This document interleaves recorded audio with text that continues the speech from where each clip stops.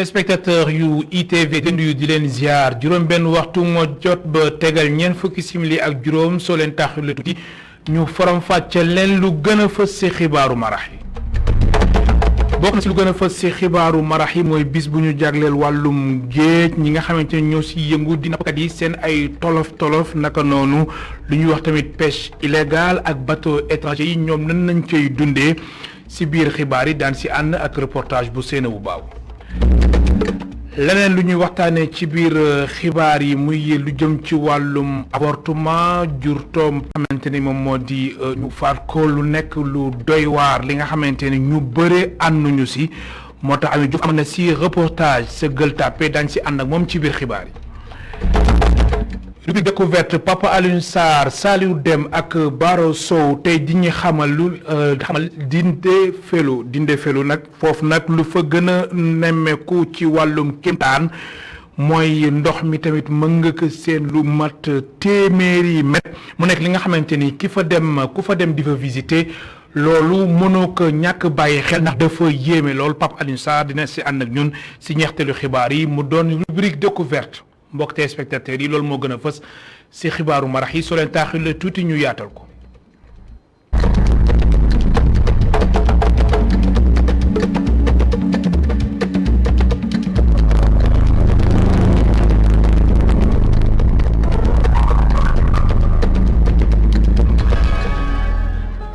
ginnaaw ay jàmm wala tamit ginnaaw réeroo mën nañu wax ni tamit jàmm am na diggante Sénégal ak Guinée ginnaaw bi nga xamante ni Alpha Condé mi fa nekkoon njiitu réew mi dafa tëjoon frontière bi nga xamante ni moo seq ñaari dëkk yi njeexteelu weeru septembre atum 2020 waaye lieutenant colonel Mamadi Doumbouya nekk tamit ki nga xamante ni moom moo jiite junte bi nga xamante ni jamono ji moom moo jiite réew ma moom gi jël na décision te mbir mi tàmbali na tey frontière u Sénégal ak Guinée mbir mi tamit ubbi nañ ko tey mu nekk xibaar bi nga xamante ni dina neex ñaari dëkk yëpp mu nekk lu am solo ci wàllum koom du ñàkk daañ si ñëwaat tamit si suñu yeneeni jotaayu xibaar ñu wax ci wàllum koom wax tamit ci wàllum social ndax CSA Confédération des syndicats autonomes du Sénégal dina ñëw génn nekk ci tali bi ci alxames bi su ñetti waxtu jotee ngir amal marche ndax CSA mu ngi naqar lu baax a baax dund gu cher gi naka noonu liggéeykat yi seen jafe-jafe ci wàllum entreprise yi licenciement abusif yi nga xamante ne tamit nemmeeku nañ ko ci yenn bërëbu liggéeykaay yi naka noonu gestion bi nga xamante ni état wu Sénégal moom lay gérer mu ni mi loolu waa CSA ànduñ ci benn yoon. Ibrahima Gueye moom mooy premier secrétaire général adjoint bu confédération des syndicats autonomes du Sénégal mu nekkoon tey ganu kenn askan wi ñu teewlu ko. marche bi daal li ko waral mooy CSA ak nga xam ne ni ñooy ay soppeem ak askan bi la ñu woo ñun ñëpp ci alxames bi bu 3 heures jotee jëm fi nga xam ne jóge obélisque dem fi nga xam ne ni mooy ATS loolu pour wane rek ak fësal jafe-jafe yi nga xam ne ni liggéeykat yi. ñu ngi koy jànkuwanteel ci seen bureau bu liggéeykaay ndax xëj na bu fekkee di dëgg la naam feere bi nga xam ne ni muy mbas mi nga xam ne ni moo wër àdduna andi na ay jafe-jafe ci bureau bu liggéeykaay mais gis nañu it wax dëgg yàlla am na si ñoo xam ne ni dañ ci profité pour def loo xam ni dëppwul ak li yoon santaane bu fekkee ni da nga war a tàggale kook say liggéeykat ndax bu fekkee nii dafa am ñoo xam ne dañuy xëy suba rek pour xëj na seen teeyaayu bakken wala am na ay liggéeykat yoo xam ne xëy na bëggoon nañ tàggale ko ñoom ñu tàgg moom dañ jàpp ni loolu du yoon beneen bi ci topp ñi nga xam ne ni moo jëm ci wàllu dundin ndax bu fekkee ni njëg yi ëpp na li nga xam ne moom la liggéeykat bi di am bu boobaa daal di nekk ci situation boo xam ne aussi xelam du dal ba mu mën a liggéey mu ware ñu bokk it ci ñi nga xam ne ni liggéeykat yi ñoom ñooy jóge ci bërëb bi nga xam ne ni moo tax bi am mbënd bi war a dem liggéey te bu fekkee ne loolu am même boo fekkee ni da nga dem liggéey bu xiinee rek dootoo amati jàmm parce que yaa ngi xalaat ni yow sa kër kat xëj na mbënn bi dina yóbbu bagage fa nekk wala dina taa ba tax na ñu jàpp ni kat dafa war a jox dënd bi ko war ci liggéey bi nga xam ne mu liggéey pour xeex mbënd bi te pour loolu nag moo tax ñu ne suba fas nañu yéene mu di jeudi ci 15 heures képp ku nga xam ne ni yaa ngi Sénégal wala yaa ngi Dakar nga nekk ci askan bi nga nekk liggéeykat wala déet ñu ngi lay woo ci jotaay boobu muy dox it moo xam ne nag dox boo xam ne dox bu dal wax li ñu metti yegg RTS wax ak journaliste yi dellu suñu kër amuñu leneen luñ fa woote.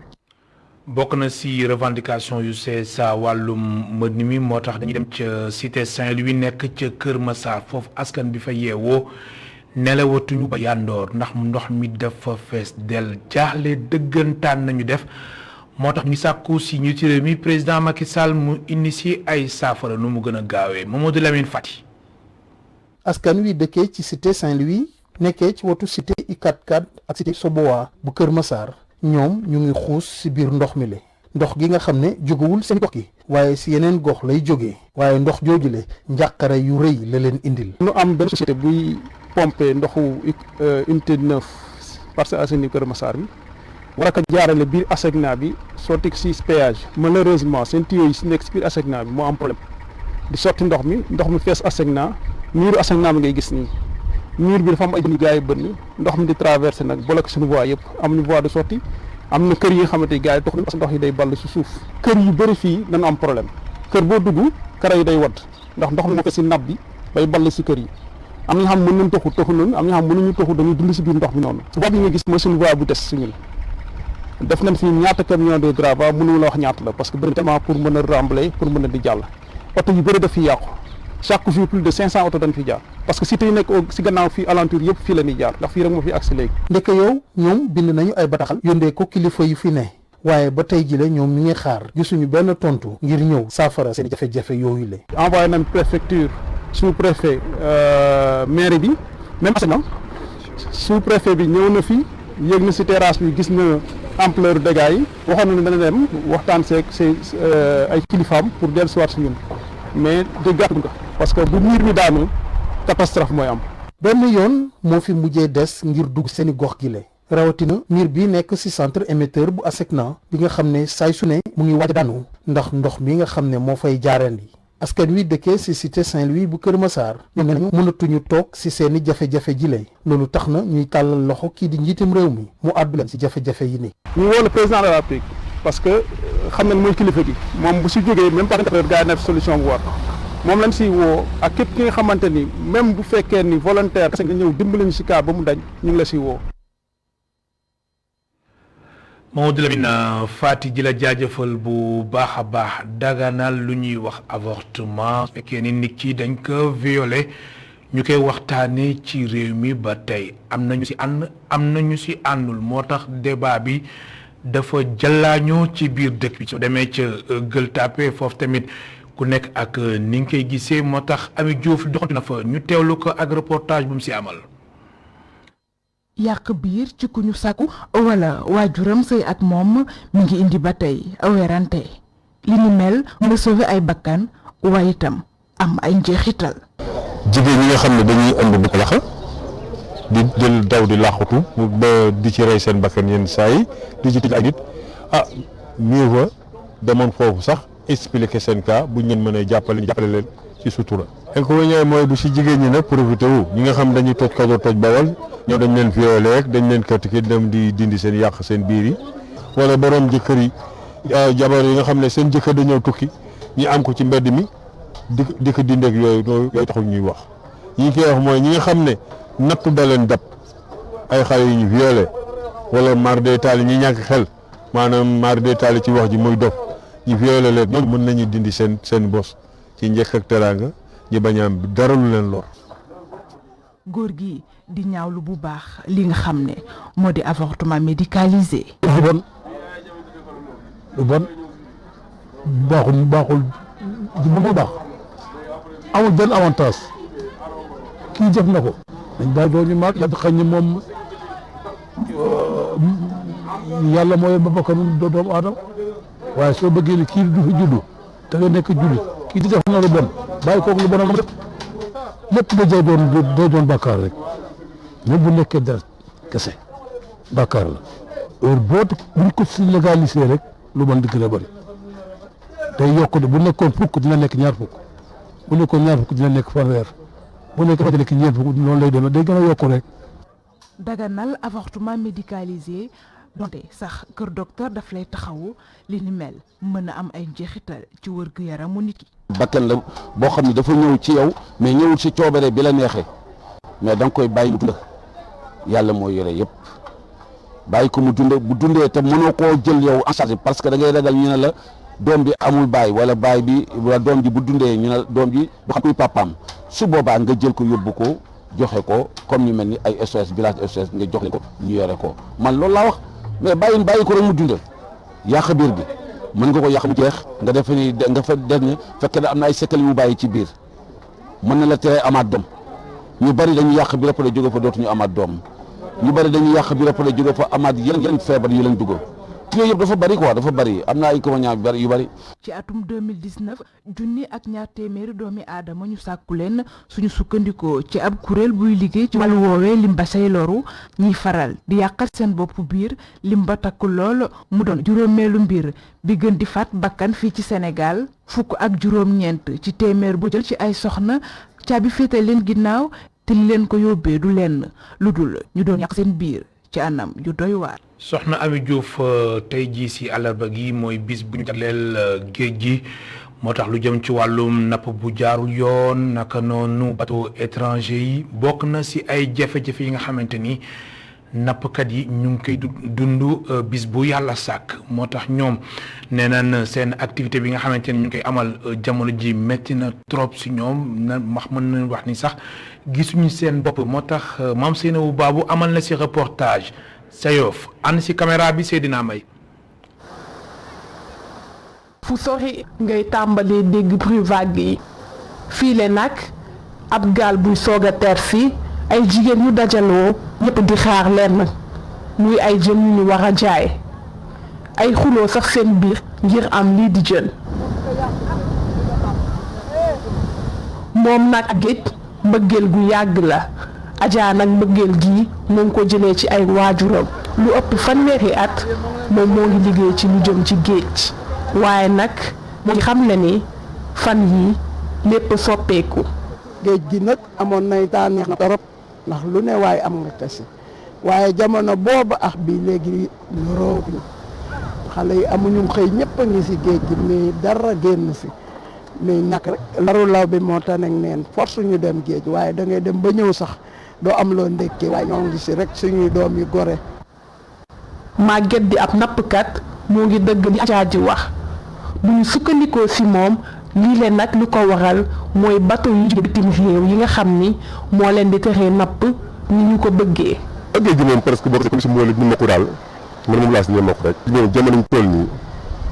à l'heure actuelle nii loo gën a dem rek géej day gën a métti. parce que pêche illégale dafa bëri si géej léegi bateau de pêche yi. moo sonal nit ñi jëmatu wàcc ci géej léegi mënatu wàcc ci biti pour moo la mën see jot. Ibrahima Diène di njiitu quai de pêche bu Yoff moom nag daanaka àddunaam yëpp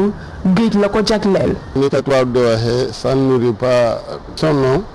ñu si gis seen bopp d'accord si am loo xam ne dana metti surpêche bi am na si géej gi ndax li fi nekk si gaal ak li fi nekk si mool. kon ma lay xamal ne lii fi nekk ni warul mën a ñàkk quoi.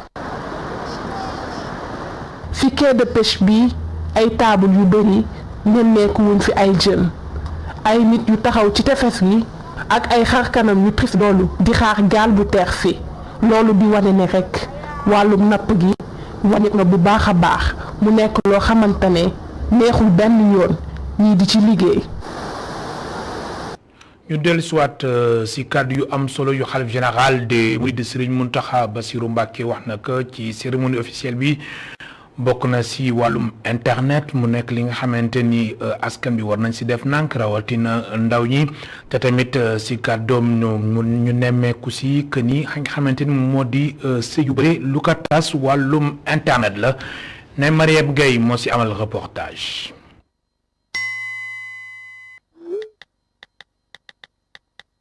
internet bokk ci li nga xam ni mooy tas sa yi lu bëri noonee daal la ko xalif général des mourides daal di jàppee ci discours bi mu amal ci téeméer ak ñaar fukk ak juróom benneelu édition bu grand magal de Touba mooy kàddu nag ñi koy rafet lu bëri loolu soxna si jàpp ni wanewu gu ëpp gi jigéen ñi nekk ci réseaux sociaux yi moo waral lu ni mel. réseaux sociaux yi moom léegi moom daa bëri ay côté négatif parce que léegi soo xoolee ñu bëri léegi seen sëy lépp dañ ko exposé. amatul discrétion amatul secret amatul vie personnelle amatul vie privée aussi parce que léegi da ngay gis ku nekk sa jëkkër sax yaa ngi sinap lu mu sol foo la nekk li ngeen di def des fois sax nga sinap ne waaw maa ngi fii wala maa ngi Dubaay wala maa ngi nii su la jëndalee dara nga publier ko léegi nit ñi xam nañu xale yëpp ci réseaux sociaux nañu nekk yow en tant que jigéen mën nga gis kooku lu muy def yow nga foog ni kooku ci lu nekk noonu loolu mooy lu baax li yow sa jëkkër par force la ko war a defaral en fait sa jëkkër amu ko léegi nga créé ko problème parce que ne jënd ma comme kii lu mu jënd gis naa ci réseaux sociaux bi kii dugal lii gis naa ko mu sol lii yóbbu ma fi jënd ma lii sa jëkkër su ko amul aussi nga teg ko kii problème boo xamante ne xuloo commencé am dispute commencé am nga ne ko mënoo maa yor sama morom am na lii mënoo maa defal lii ñaan baat bi ñëw ngeen séparé ko. Fatou Kiné moom ma ngay woo ay mbokki jigéenam ci ñu gën a moytu internet. mais ñun jigéen ñi ñoo war a delloo suñu xel xool bu baax lu ñuy def parce que sëy nekk loo xamante ne dañ koy exposé ku nekk war a xam sa vie privée sëy am na loo xamante ne nit ñi ñoo ko moom bëriwul sax waaye lu bëri yoo xamante ne yaa ko moom sa bopp yaa ko war nëbb sa bopp surtout sa jëkkër am loo am sax nga nëbb ko bañ ko exposé ñoo xamante ne parce que même fekk ko sa jëkkër sax yow cat làmmiñ dafa bëri genre yooyu noonu. loolu sax daanaka la moom ñuy dëggal sëñ bi jàpp ni ñàkk waxtaan bi ci biir sëy it te nga xam ne jëfandikoo gu ëpp gu internet gi moo koy waral jàpp na ni muy tas sëy. la plupart loolu moo ëpp loo xamante ni mu ngi tas ci sëy ndax boo duggee kër goo dugg ku nekk mu ngi yor téléphone am ak affaire yooyu xam nga di surfer wala di communiquer waaw léegi nag bu fekkante ni temps bi nga war a am ci sa soxna wala temps bi nga am ci sa jëkkër yow amuloo ko da dem ba benn instant loolu communication bi du daw loolu dafa doy waar daal. ci ëpp ci ñoom ñi ñu waxal jàpp nañ ni utilisation internet bu abusif bi moom mooy jur musiba yi nga xamante ni moo di am ci sëy yi ñuy ñaan nag képp koo xamante ni bëgg ngaa ñoŋal sa néegu sëy nga moytu bu baax a baax lii di internet. dañuy ñëw ci tolluwaayu mbas bi mooy point du jour ndax dem ci talaata gi ñetti nit ñoo ci ñàkk seen bakkan ba fi mbas bi duggee ba léegi ci réew mi ñaari fan ci weeru mars atum 2020 ñi ci ñàkk seen bakkan toll na ci junne ak juróom-ñetti téeméer ak juróom fukk ak juróom-ñett tey ji nag ñi ci am coronavirus muy cas positif yi toll na ci juróom-ñaar ñi nga xamante ni ñoo ci am cas grave yi juróom-ñaar la tamit nit ñi nga xamante ni patients yi nga xamante ni am nañ ci tànn seen wér-gu-yaram tamit jamono ji macha allah ñu ngi toll ci juróom fukk ak juróom-ñett dañu nekk sous traitement toll nañ ci téeméer ak juróom fukk ak ñett.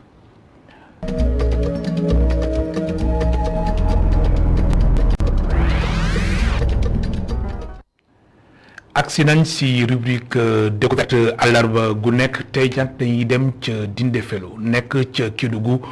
foofu nag kéemtaan dëggantaan moo fa nekk ndax ndox mi ni muy wàccee xayma nañ ko ci lu ëpp téeméeri mètre foofu mën nañu wax ni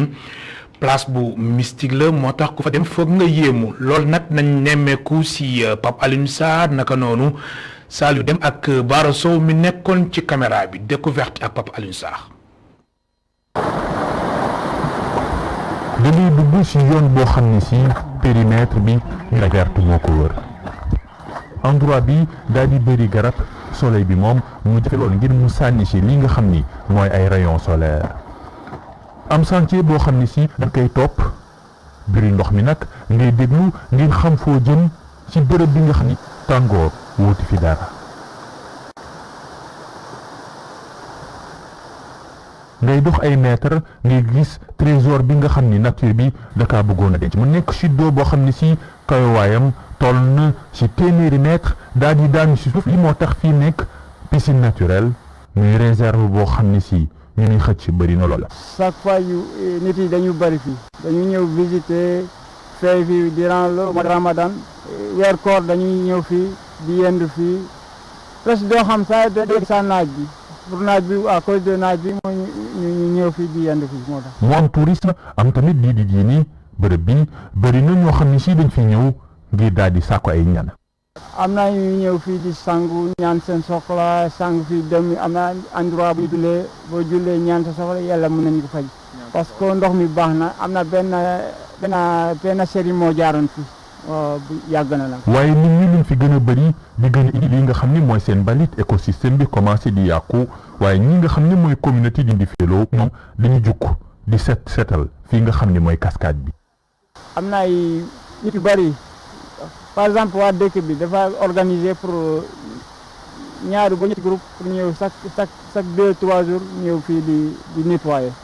mu jafe loolu nga gis lu rafet ci biir labyrinthe mi mën nañoo wax ni fii nga xam ni mooy cascade Dindéfelo moom bokk ci ndox bi ngeen di gis ci kaw 115 mètres d'altitude la daal di daanu fii nga xam ni mooy espace bu paradisiaque mu nekk ci d'eau bu rafet ñuy daaneel ci reportage bi nga xam ni mi ngi jël suuf sam ci fii nga xam ni mooy cascade bu Dindéfelo.